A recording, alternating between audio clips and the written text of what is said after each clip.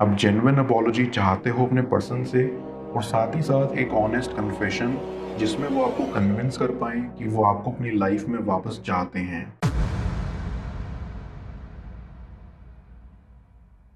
Viewer, आप अपने person को विजुलाइज करिए और मैं आपके और आपके पर्सन के लिए कार्ड स्प्रेड करता हूँ।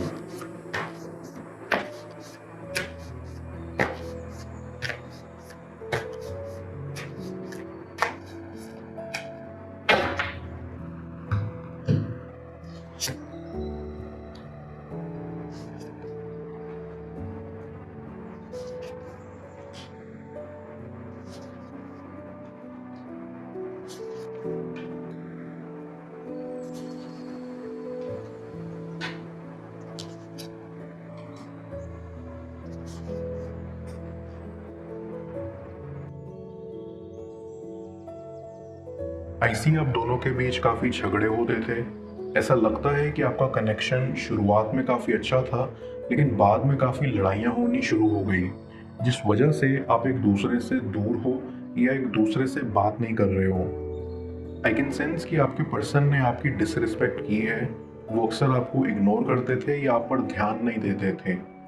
इट फील्स कि उनकी लाइफ में आपसे भी ज़्यादा इम्पोर्टेंट लोग थे, या आपसे ज़्यादा वो दूसरों को इम्पोर्टेंस देते थे। आई फील कि आपके कनेक्शन की फाउंडेशन स्ट्रांग नहीं थी। शुरुआत में आप दोनों ही रेडी नहीं थे इस कनेक्शन को फ्यूचर तक ले जाने के लिए। हालांकि आपके मन में काफ़ी सपने थे अपने पर्सन को लेकर, क्योंकि आप उनको बहुत चाहते थे और उनके साथ कंफर्टेबल रहते थे।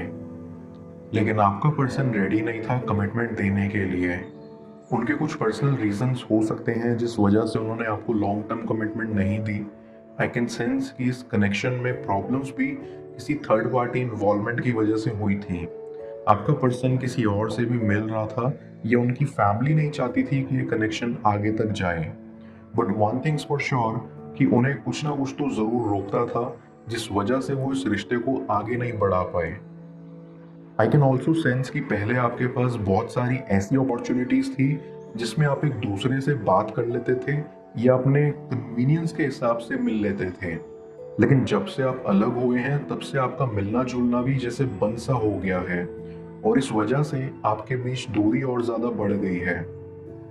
आई गेट अ वाइब कि आपके पर्सन के कुछ ऐसे शौक थे जो आपको पसंद नहीं थे, या उनके बिहेवियर में कुछ ऐसे पैटर्न्स थे जो आपको समझ नहीं आते थे, और जो आप चाहते थे कि वो अपने आप में बदलें।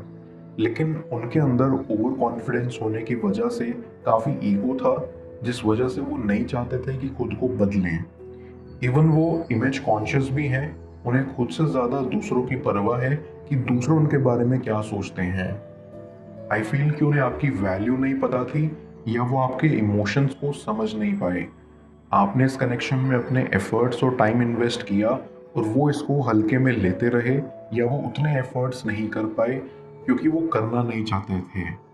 वो अपनी इमेज को मेंटेन रखने के चक्कर में इतना खो गए थे कि उन्हें अपने कनेक्शन की परवाह नहीं रही। आई सी कि वो आपको बुरा भला कहा करते थे, अक्सर आपको सुना दिया करते थे या बिन बात के ब्लेम करते थे, जिस वजह से आप काफ़ी फ्रस्ट्रेट हो चुके थे। एंड आई कैन सेंस कि आपने डिसीजन लिया इस कनेक्शन से दूर होने का, या सिचुएशन ही कुछ ऐसी हो गई जिस वजह से सब खुद ब खुद बिखर गया। बट आई अप्रिशिएट कि आपने अपने लिए स्टैंड लिया। ये सेपरेशन आपके लिए काफ़ी चैलेंजिंग भी है और बेनिफिशियल भी। चैलेंजिंग इसलिए क्योंकि आपके अंदर आज भी आपके पर्सन के लिए फीलिंग्स हैं और आप स्ट्रगल कर रहे हैं मूव ऑन करने के लिए।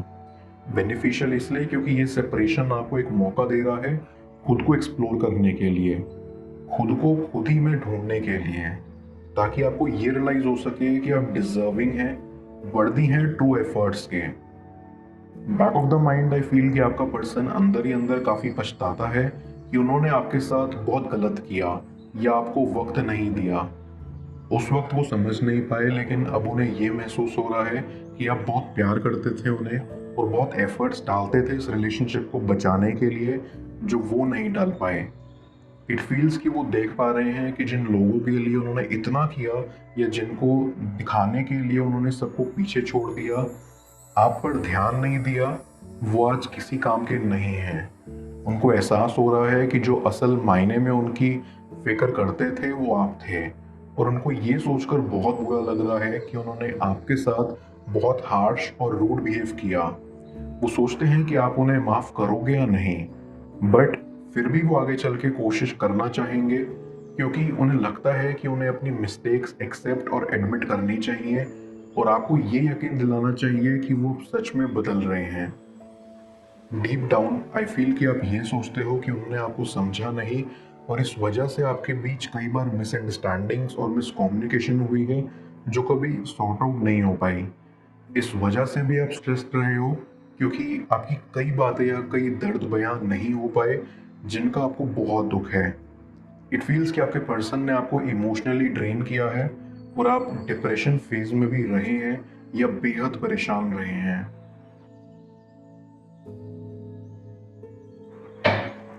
मैं कार्ड्स को क्लैरिफाई करता हूँ, तब तक आप प्रॉपर एनर्जी एक्सचेंज के लिए इस रीडिंग को लाइक कर दें और पेड रीडिंग के लिए आप मुझे ऊपर दिख रहे व्हाट्सएप नंबर पर अप्रोच कर सकते हैं।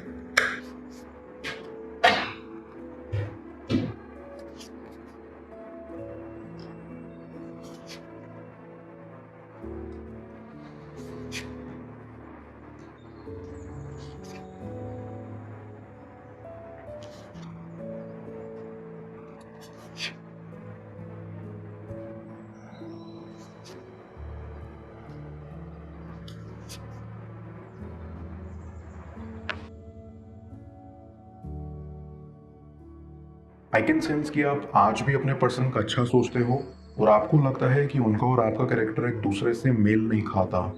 आप जेन्युइन अपॉलॉजी चाहते हो अपने पर्सन से और साथ ही साथ एक ऑनेस्ट कन्फेशन जिसमें वो आपको कन्विंस कर पाए कि वो आपको अपनी लाइफ में वापस चाहते हैं। ऐसे ही आप दोनों अचानक से ही एक दूसरे के प्यार में डूब गए।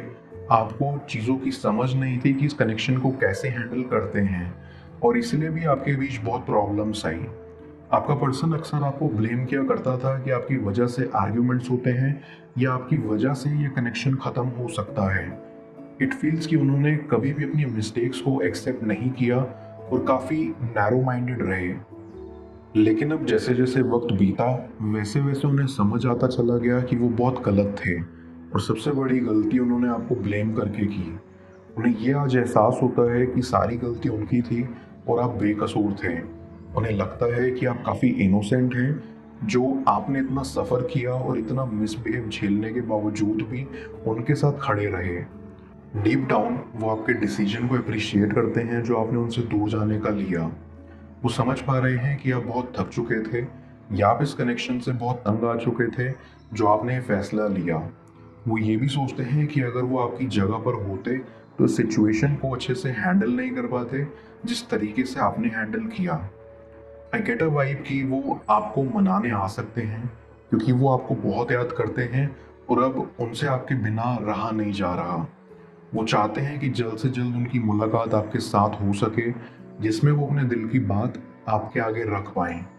वो सोचते हैं कि आप बहुत खुश होंगे उनका ये नया अवतार देख के, लेकिन डीप डाउन वो काफ़ी डरे हुए भी हैं क्योंकि उन्हें ये भी लगता है कि आप उन्हें रिजेक्ट कर सकते हो। वो नहीं चाहते कि आप उन्हें रिजेक्ट करो क्योंकि वो आपके साथ पूरी ज़िंदगी गुजारना चाहते हैं। ऐसी कि वो आपके फ्रेंड्स के थ्रू आपको अप्रोच कर सकते हैं या आपकी फैमिली के थ्रू। वो आपको प्रपोज करने का सोचते हैं। वो चाहते हैं कि अब वो आपको वैसा ट्रीट कर पाएँ जैसा आप डिज़र्व करते हो। स्टिल वो बहुत दुखी हैं ये सोचकर कि आपके साथ जो हुआ वो गलत हुआ और जो किया उन्होंने आपके साथ उसकी कोई माफ़ी नहीं मिल सकती। लेकिन उनके अंदर एक होप भी है कि शायद आप उन्हें माफ़ कर दें, जो आई बिलीव कि आप कर देंगे क्योंकि आप काफ़ी सॉफ्ट हार्टेड पर्सन हैं जो दूसरों की ऑनेस्टी पर बिलीव रखते हैं।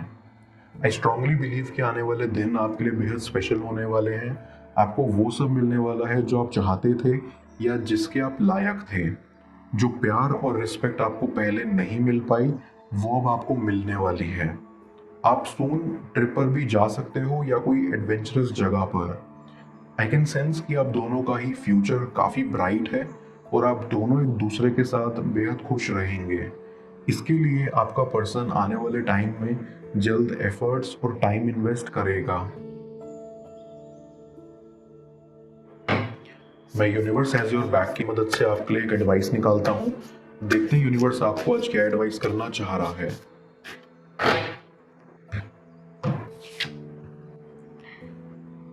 The key to prayer is to forget what I think I need. Universe यहाँ आपको एडवाइस कर रहा है कि आप जिस भी ग्रेटर पावर, एनर्जी या भगवान को अपनी लाइफ में मानते हो, खुद को उसे सरेंडर कर दो। जब हम कुछ प्रे करते हैं और चाहते हैं कोई स्पेसिफिक आउटकम निकले, तब हम यूनिवर्स को ये सिग्नल देते हैं कि हमें पता है हमारे लिए क्या बेस्ट है, हम खुद के कंट्रोल में हैं। जबकि होना इसका उल्टा चाहिए। हम यूनिवर्स को, भगवान को मौका ही नहीं दे रहे कि वो हमारी सिचुएशन को अपनी मर्जी से, अपनी एनर्जी से डायरेक्शन दे। इच्छाएं होना इम्पॉर्टेंट है, लेकिन उस इच्छा को मांगने के बाद आपको यूनिवर्स को ये भी सिग्नल देना है, कहना है कि जो भी आपके लिए बेस्ट है, यूनिवर्स वो आपके लिए करे। Complete surrender.